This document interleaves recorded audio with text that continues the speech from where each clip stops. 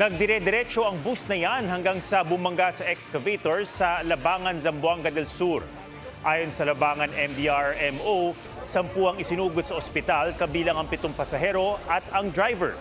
Depensa ng driver na wala ng preno ang bus. Nakikipag-ugnayan na ang pulisya sa kumpanya ng bus. Binabagtas naman ng truck ang National Highway sa San Jose, Negros Oriental nang sumalpok ang kasalubong nitong motorsiklo. Nagulungan at nakaladkad ng truck ang rider. Tumilapo naman ang kanyang angkas. Patay ang dalawa. Ayon sa pulisya, nag-overtake ang motorsiklo sa isang sasakyan. Sumuko ang truck driver na wala pang pahayag. Nauwi sa aksidente ang pag-aayos ng bumbilya ng poste sa Lapu-Lapu City sa Cebu. Nahulog ang elektrisyan at natuhog ang binti niya sa bakal na bakod. May report si Ian Cruz. Tila nakaupo ang lalaking ito sa bakod ng isang bahay sa Lapu-Lapu City, Cebu. Pero ang binti niya natuhog pala sa patusok na bahagi ng bakod. Ayon sa kapitan ng barangay, elektrisyan ng lalaki. Nagkakabit siya ng bumbilya sa poste ng barangay nang mahulog. Bakit siya napurintihan, ma'am? Natagak siya? Natagak mo? Dili rin taas yung gayo? Oo. Parang secondary post lang ba?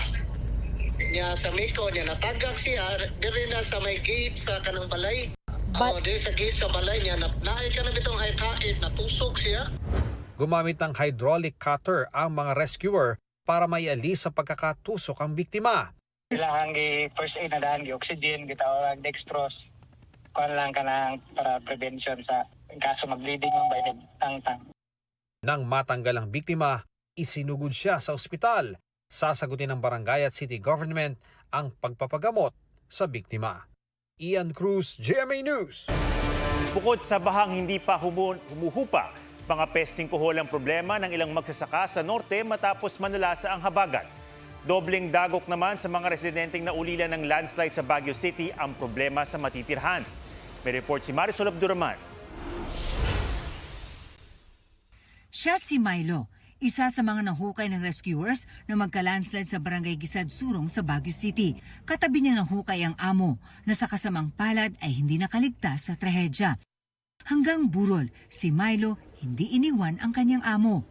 Umalingaw ang pagtangis sa mga naulila ng 10 nasawi sa guho. Nagluluksa na nga sa pagkamatay ng mga mahal sa buhay, problemado pa sila ngayon kung paano magsisimula.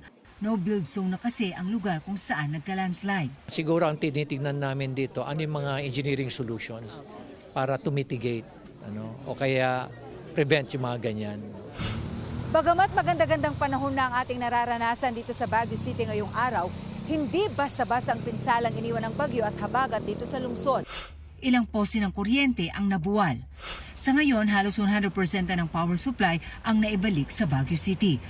Sa Sagada Mountain Province, isang dalagitan naman ang 3 araw nang hinahanap. Kasagsagan ng masamang panahon nitong Lunes nang mapaulat siyang nawawala. Sa Pangasinan, bahagyang bumubuti na ang panahon pero baha pa rin sa ilang lugar, gaya sa Dagupan City dahil sa high tide. Patuloy ang relief operations sa mga apektadong residente. Sa bayan ng Kalasyaw, nasa 349 na pamilyang evacuees ang hindi pa nakakauwi batay sa tala ng MDRRMO. Ayon si LGU, 21 barangay sa bayan ang apektado ng baha, 11 paaralan ang nalubog sa baha. Pangamba naman ng mga magsasaka sa Mangaldan na malugi sila. Posible raw kasing mabulok ang tanim nilang palay kung mananatiling lubog sa tubig. Kaya diyan kami na naman maghihirap na magsasaka kung talagang ito hindi titigil sa pagulan. Kailangan tulungan po kami ng mga gobyerno. Dahil sa epekto ng habagat, dineklara na kahapon ang state of calamity sa bayan. Sa Lawag City, Ilocos Norte, humupa ang baha. Mga pesing golden cohol naman ang tumambad sa mga palayan. Ayon sa Provincial Agriculture Office, mabilis umatake ang kuhol kung malalim ang tubig sa palayan. Pwede naman daw itong gamitan ng pesticides. Marisol Abduraman, GMA News.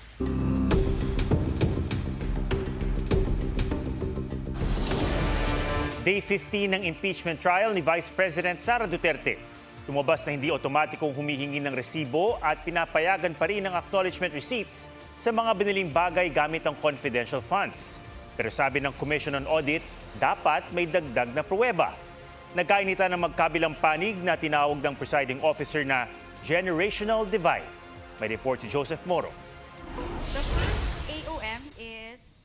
Sa cross-examination ng defense team kay State Auditor Cylene May del Campo, binalikan ang pangalang kakaiba, tunog pagkain at sikat na nakapirma sa isinumiteng acknowledgement receipts ng Office of the Vice President sa liquidation ng confidential funds. Nakikita niyo ba ho yung name dyan na Mary Grace Piatos?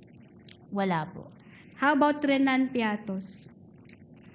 Wala din po. Andy C. Lim? Wala po. Patty Ting? Wala po. If the name appears to be funny, does that automatically mean that the name is fictitious?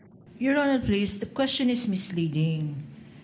The point of flashing these acknowledgement receipts were not the names. They were flashed because of the manner by which the funds were used. Your For Honor. medicines, Your Honor. Counsel explaining. Attorney again. Gabonan, you have to admit you had fun. You had fun with the names We had too. so- So That's let her cross the witness based on those. Hindi po ako makakasagot dun sa tanong na ganun.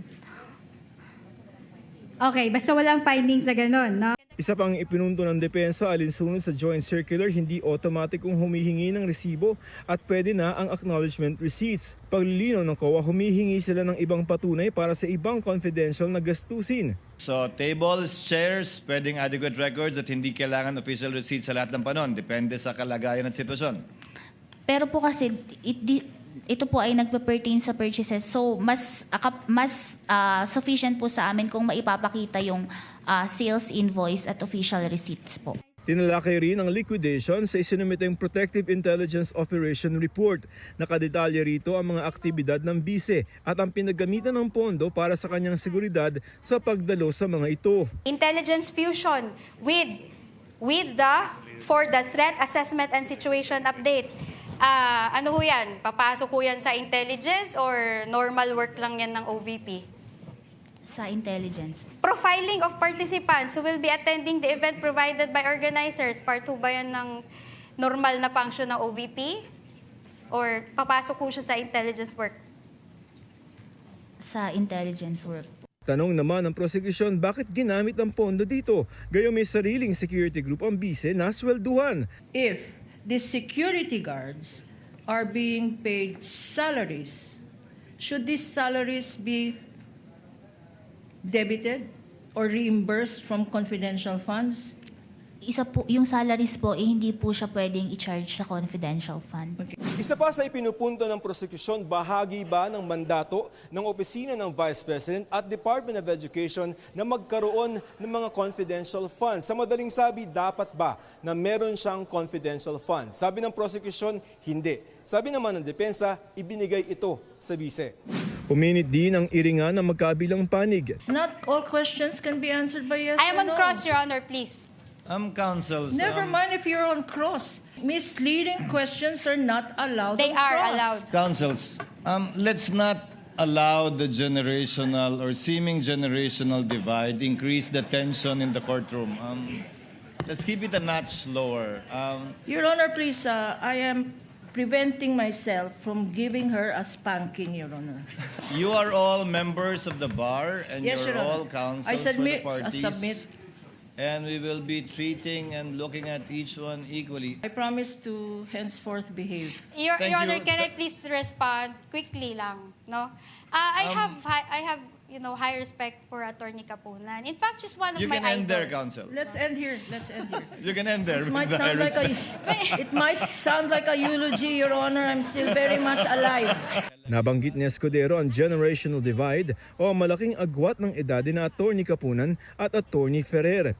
May isa pang inireklamo ang depensa, ang social media post si Private Prosecutor Attorney Amando Ligutan. I find it troubling that a private prosecutor would do this in the middle of a courtroom hearing. Attorney Ferrer was only saying that leading questions are allowed on cross-examination. I really just find it in bad taste to do this at this time. And I think it is inappropriate to do that to a fellow member of the bar because even as we sit on the opposing side of this hall, Nasa pagdinig si Atty. Ligutan pero sa susunod na hearing na lamang siya pasasagutin. Pero nagpaliwanag siya sa media. With all the respect po, kung babasahin doon, I am asking you, did I mention a name? Did I mention what case? Zero. Nothing. Nada. Joseph Morong, GMA News. Bago ngayong gabi, natagpuan na ang isa sa 4 na kabataang inanod sa Rumaragasang Marilao River.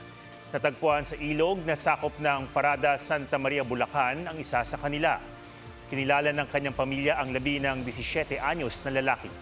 Patuloy ang paghahanap sa 3 iba pang nawawala. Ayaw magpasawaya, malakas din ba? Sa video nakuha nitong Lunes, sinusubukan pang sawayin ng mga taga-barangay ang iba pang kabataan mula sa pagligo sa ilog. Nagpapaligsahan umano sila sa pagtawid sa ilog. Dalhin sa waste-to-energy facility imbis na sa landfill. Yan ang mungkahi ni Pangulong Bongbong Marcos sa toneladang basura na nahakot sa mga estero kamakailan. Tingin ng Pangulo dapat i-develop na ang pagdadala ng mga basura sa mga pasilidad kung saan pwede itong gamitin panggatong para makalikha ng kuryente. Sa taya ng Energy Department, kayang mag-produce ng 200 megawatts ng kuryente ang 9 na toneladang basurang nalilikom sa Metro Manila kada araw. Ang kuryenteng yan, pakikinabangan ng hanggang 200,000 tipikal na bahay. Dahil yung mga landfill puno na at pamahal na ng pamahal. Ang ating iniisip, imbis na landfill dadalhin sa waste-to-energy plant. Ayaw natin na dagdag sila sa emissions. So it has to comply with certain environmental requirements. Sa mga Tokyo, mga Singapore, wala kayong makakitang usok. The technology is really proven already. Ang planong yan, pinuna ng environmental group na Oceana. Anila, hindi nito masosolusyonan ang ugat ng problema ng basura, ang walang pakundangang paggamit ng malalaking kumpanya ng single-use plastics, gaya ng sachet at plastic bags. Ilan sa panawagan ng grupo ang ganap na pagpapatupad ng Ecological Solid Waste Management Act at pagban sa non-essential single-use plastics.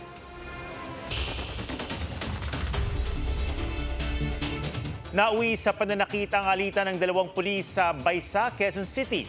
Binigwasan ng unipermadong pulis ang kabaro niyang nakabihis sibilyan. Bago yan, nakuhanan ng tila alitan ng 2 sa labas ng pamilihan nang akmang kunin ng nanapak na pulis ang sling bag ng sinaktan niyang pulis. Di na masyadong kita sa video pero nanutok pa ng baril ang naka-uniforming pulis. Lumalabas sa investigasyon na pinagkinalaan pala ng security guards ng pamilihan ang naka-shorts na pulis dahil lang sa kanyang suot. Isinumbong nila ito sa naka-uniforming pulis Malabon. Sa police station nalaman na totoong pulis ang kanyang sinaktan. Naharap sa reklamo ang nanakit na pulis. Sa Maragondon, Cavite naman, nagkabarilan sa isang resort ang 2 nag-away na pulis. Nasawi ang isa sa mga pulis at isang sibilyan. Isa pang pulis ang nasugatan pero maayos na ang lagay. Ayon kay DILG Secretary John Vic Remulla, lasing ang mga sangkot. Pauwinaan niya sila mula sa birthday celebration ng Chief of Police ng Maragondon. Muli rin daw silang magkakaibigang Municipal Police Station ang mga sangkot. Agad na aresto ang suspect na pulis. Nililive din ng Maragondon Chief of Police na kakaupo lamang sa pwesto.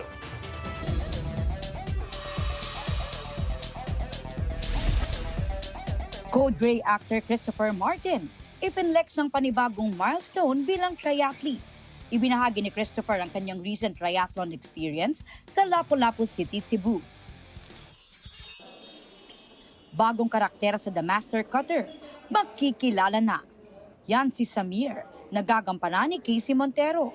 Kailangan daw mag-aral ng Russian accent ni Casey para sa role. I am Samir. I am from the country of Zeron.